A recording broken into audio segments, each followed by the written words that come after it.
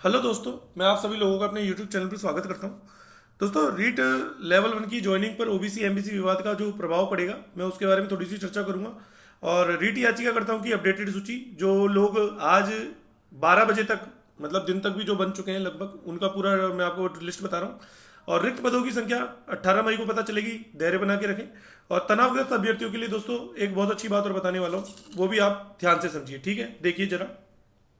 तो दोस्तों, पहले मैं नाम बता देता हूँ। इंदिरा चौधरी, अंकुश शर्मा, पुष्पेंद्र सिंह, रोचित जोशी, प्रियंका कुमारी, सुखराज प्रजापति, स्वाति बिश्नोई, अपेक्षा रानी नायक, पूजा रानी, राजकुमार, नवीन राज पुरोहित, हितेंद्र बालोत, लक्की, शिखा शर्मा, अनीता यादव, देवदत्त, चांदनी नागर, रेणु बैरवा। इसके बाद कमलेश कुमार, कालीचरण जोशी, मनीष कुमार, इमरान खान, नीरज सिंह, रचना देवी, विशाखा शर्मा, राजेश कुमार, मुनेश, संतोष, अनीता सबल, मनीषा मेघवाल, पालू, दिनेश चंद्र, विवेक पाटीदार, पावक भट्ट। तो दोस्तों, ये 34 नाम अभी तक हमारे पास आज दिन के लगभग 12-1 बजे तक आए हैं, जिनके नाम मैंने पूरे चढ़वा दिए हैं, ठीक है?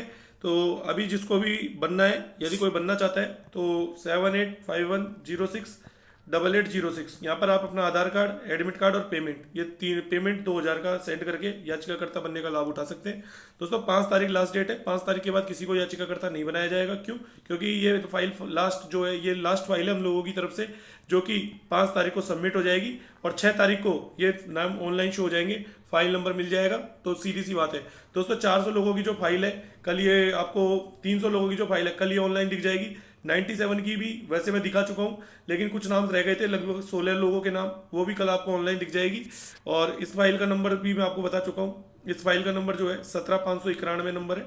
इस फाइल का नंबर 300 वाली का फाइल का नंबर हमको कल मिल जाएगा दोस्तों। तो एक चीज़ और बतानी थी कि जो ये क्या नाम है, लगभग आपके ये 34 नाम प्लस जो आगे के ऐड होंगे, और साथ में 24 नाम की एक फाइल जो मैंने आपको दिखाई थी। तो 24 और 34 58 प्लस और जो बच्चे ऐड हो जाएंगे, ये सारी फाइल 5 तारीख को सबमिट हो जाएगी और आपको 6 तारीख को पूरी ऑनलाइन शो हो जाएगी। 6 तारीख को पूरा कार्यक्रम खत्म हो जाएगा हमारी लोगों की ओर से। चलिए आगे की न्यू जो भी इंपॉर्टेंट अपडेट्स हैं वो मैं दे देता हूँ।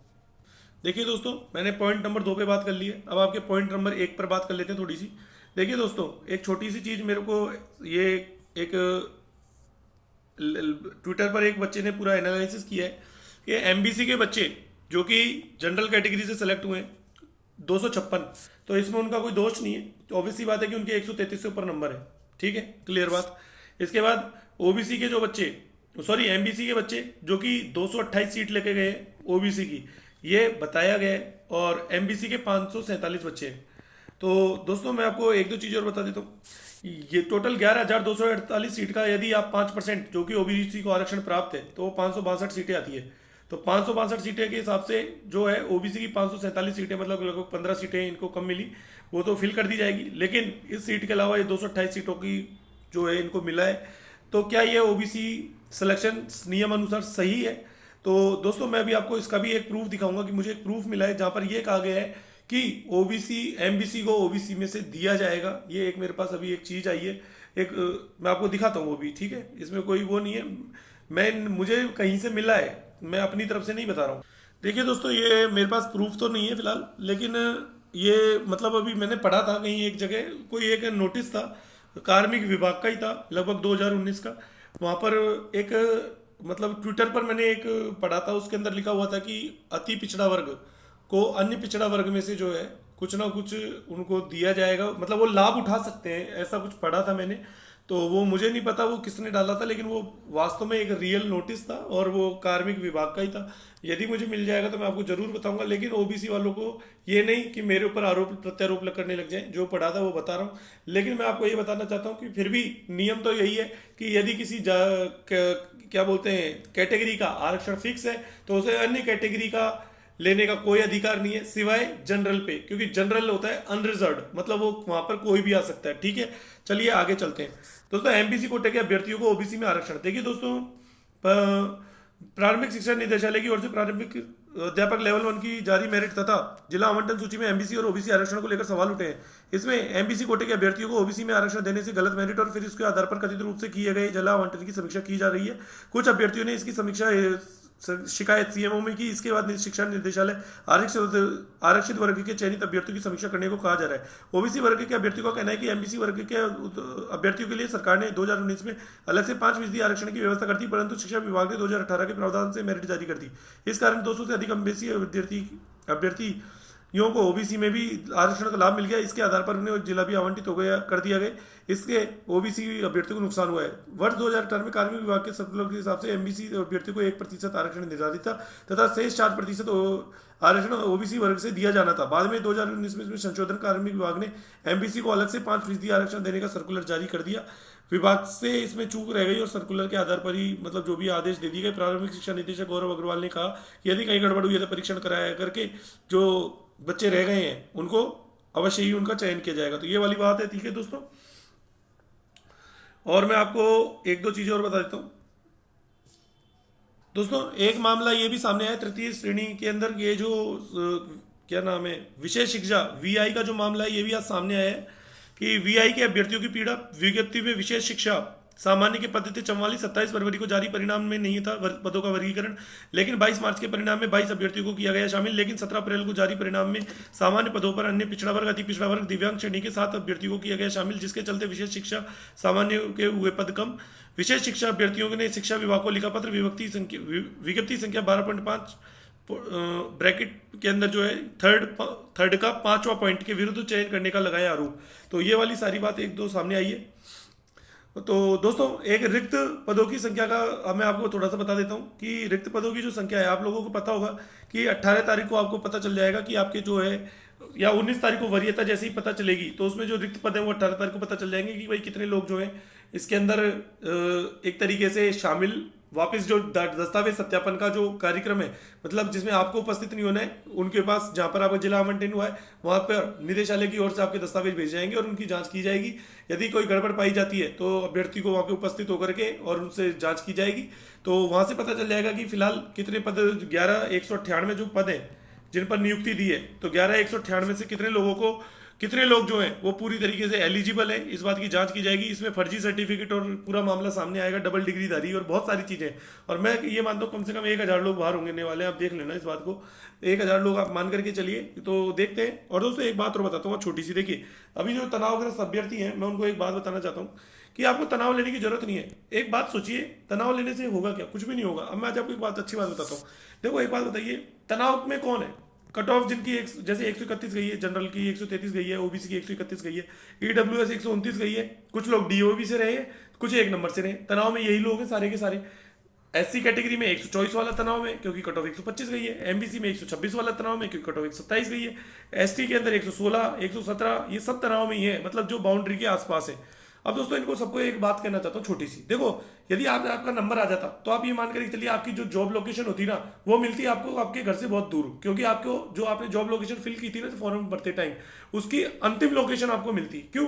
क्योंकि यदि फर्स्ट लोकेशन आपको चाहिए थी तो ऑब्वियसली बात है कि आपको नंबर आपकी कट ऑफ से ऊपर लाने पड़ते, कम से कम 5 से 7, क्योंकि जो इनके नंबर ऊपर आएंगे उसको जॉब उसके होम डिस्ट्रिक्ट मिलेगी। ये फैक्ट है, ये बात आप सब समझते हैं।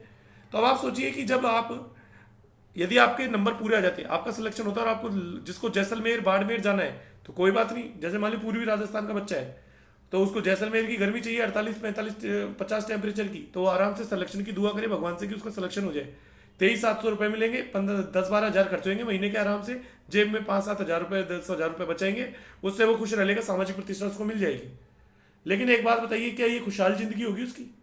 घर से कम 800 किलोमीटर दूर रहना। मैं आपसे क्या समझाना चाहता हूँ, सरकारी नौकरी आपका एक सपना है, भगवान आपके उस सपने को पूरा करे। लेकिन मैं आज आपको एक बात बताना चाहता हूँ कि जैसे ही सारे बच्चे जो अभी 129 वाला है, जैसे मान लिया ईडब्ल्यूएस में, या 133 वाला जनरल में, ऑब्वियसली बात है कि इसको अपनी होम लोकेशन थोड़ा मिलेगी, इसको सबसे दूर का डिस्ट्रिक्ट मिला होगा, ये बात फैक्ट है। तो अब क्या होगा कि जो लोग, मतलब आपके होम डिस्ट्रिक्ट में ऐसे भी कई बच्चे होंगे जो लोग ज्वाइन नहीं करेंगे, उनके आधार पर वेटिंग निकलेगी।